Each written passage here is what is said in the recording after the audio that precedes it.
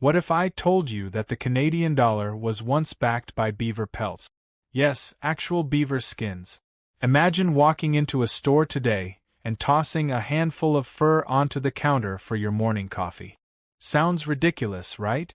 But that was the reality once upon a time. And trust me, what happened next is even wilder.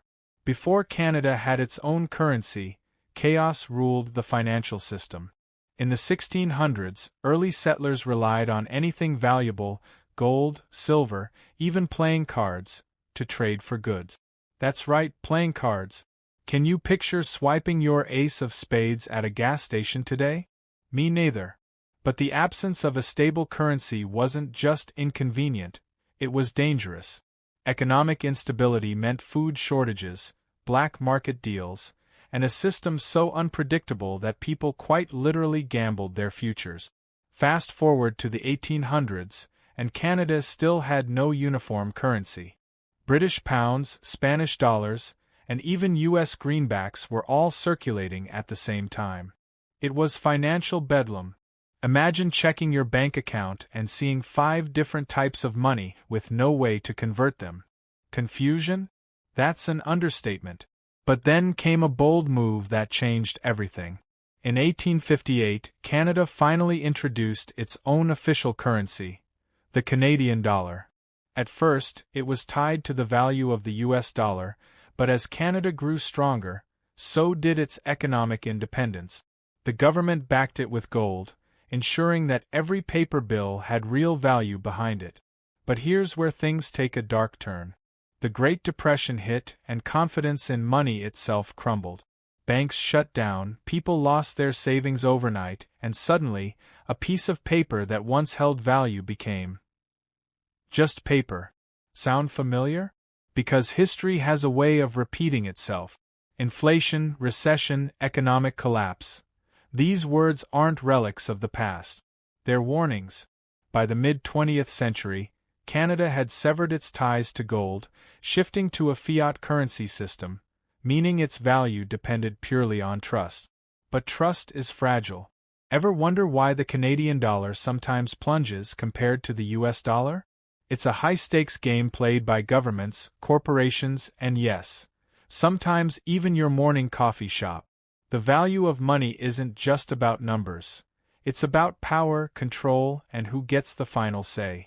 And now, we stand on the edge of another financial revolution. Cash is vanishing, digital currencies are taking over, and questions arise. How much longer will paper money even exist? Will the Canadian dollar, a currency that survived centuries of transformation, withstand what's coming next? Or will it be replaced by something unrecognizable? The future of money isn't written in stone. It's written by those who understand the past. The question is, will you be one of them? Or will you wake up one day to find that everything you thought was valuable has disappeared? But here's the twist. Money isn't just about survival. It's about identity. What we print on our bills says a lot about who we are. The Queen's face, Indigenous figures, historical leaders, each one tells a story. And yet, did you know there was once a time when Canadian money featured mermaids? Yes, mermaids. In the early 20th century, some banknotes were designed with mythical creatures, reflecting a culture still enchanted by folklore. But what happens when that cultural identity starts fading away? We don't touch money anymore. We barely even see it. Tap your card, scan your phone, done. But convenience comes at a cost. If our currency is just a number on a screen, what stops it from being erased? Devalued? Controlled by forces beyond our reach? Every financial empire in history has believed itself invincible, until it wasn't. Rome collapsed.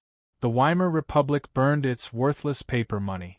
And today, as the world inches closer to a cashless society, the question remains, who really controls the money? The banks? The government? Or something else entirely? Decentralized currency is rising. Some say it's the future. Others say it's a trap.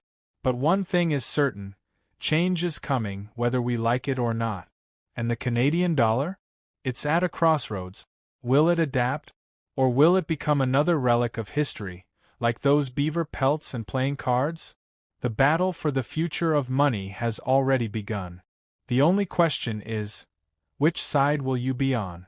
Now, let's take a moment to think about something even more profound. What if the concept of money itself is evolving beyond our comprehension? Imagine a world where your wealth isn't stored in banks or even digital wallets, but in something as intangible as your reputation or your social media influence.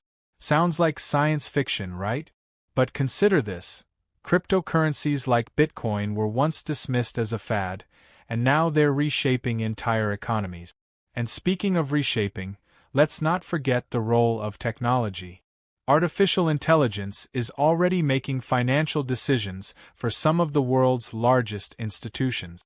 Algorithms are trading stocks, managing portfolios, and even predicting market trends with uncanny accuracy. What happens when these systems become so advanced that they outpace human understanding? Will we still have control, or will we become mere spectators in our own financial destinies? But here's a thought to keep you up at night. What if the next financial crisis isn't caused by human error, but by a glitch in the system? A single line of faulty code could potentially wipe out billions of dollars in an instant. The stakes have never been higher, and the margin for error has never been thinner. And yet, amidst all this uncertainty, there's a glimmer of hope. The same technology that poses risks also offers solutions. Blockchain technology, for instance, promises transparency and security in financial transactions. It's a double-edged sword, but one that could potentially level the playing field and empower individuals like never before. So, as we stand on the precipice of this new era, the question isn't just about the future of the Canadian dollar. It's about the future of money itself. Will we embrace change and adapt, or will we cling to the past and risk being left behind? The choice is ours, but the clock is ticking. And remember, the next time you tap your card or scan your phone, you're not just making a transaction, you're participating in a revolution. The question is, are you ready for what comes next? Because one thing is certain, the future of money is coming, and it's going to be anything but ordinary.